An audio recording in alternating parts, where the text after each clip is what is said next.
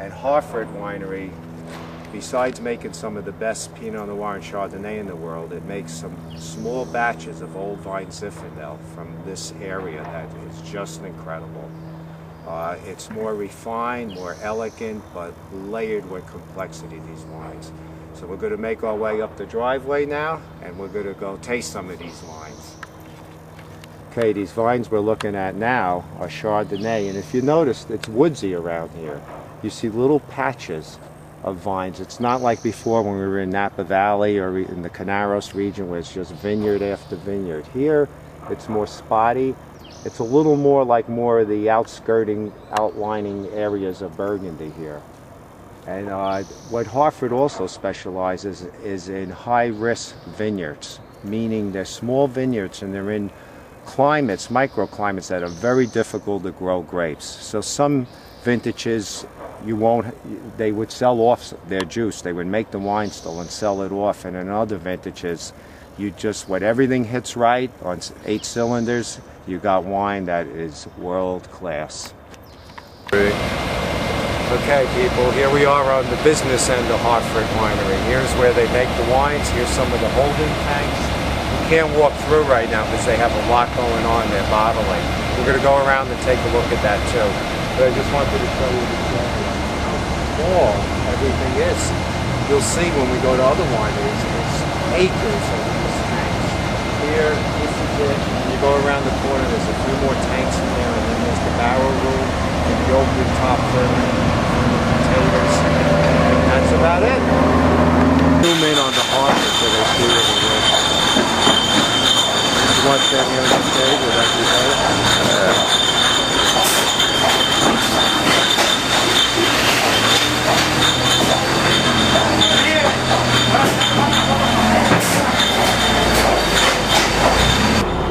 Okay, folks, here we go up the path to paradise here, Hartfort Family.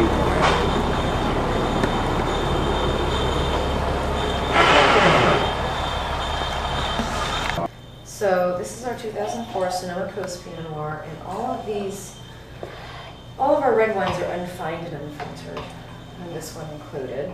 And this does come from 4 of our vineyard sites. Actually, the same vineyard sites that we plant Sonoma Coast Chardonnay, we plant Sonoma Coast Pinot Noir. And that's because they're ideal for Pinot Noir and Chardonnay growing, and really produce that bright fruit and the bright acid. This is stored in French oak for about 11 months. I believe it's about 40% new French oak. Wow. So we definitely get that Bing cherry, a lot of baking spices like clove and cinnamon.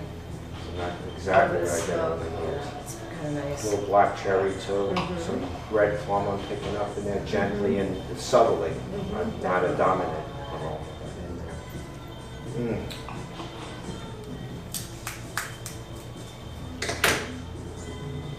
So with our Pinot Noirs, we do not crush the fruit at all.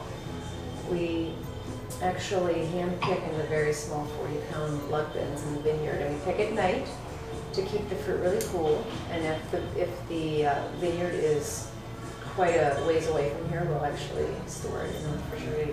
We will transport it in a refrigerated truck. And so we bring the fruit in and we just put it through the destemmer. We do not crush the fruit at all because we don't want to expose it right off the bat to any sort of oxygen. And we don't want to burst open that fruit, exposing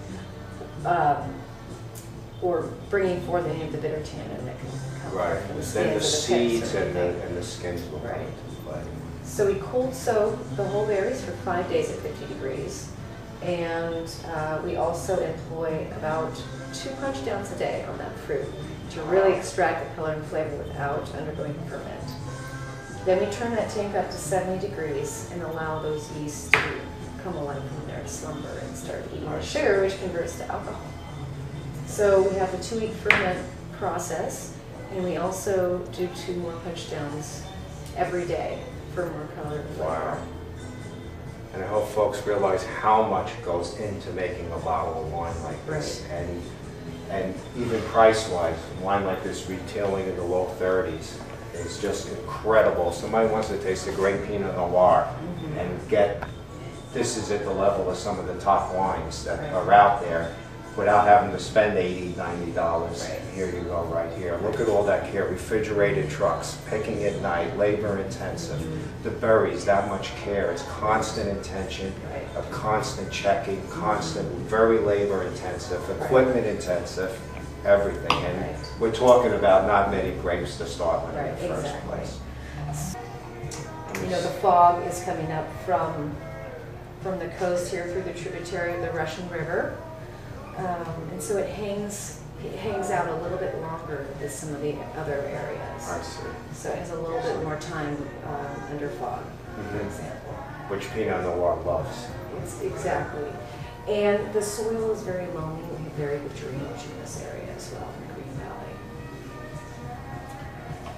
And also the point that she mentioned about 30-year-old vines means when a vine is older like that, again, like the Stone Coat vineyard, it's producing less fruit then, but more intense fruit. Exactly. And now you have a vine that root system is much wider and deeper. So it's more complexity, more energy. It's almost like a yoga. It's more energy being pulled up and going to less grapes. Exactly. So less grapes to get more of everything. Right, exactly. And also some people disagree, but some vineyard people have a theory that as the roots get deeper into the ground, they go through different layers of soil and pick up more complexities and impart more subtle flavors into the grapes. Right.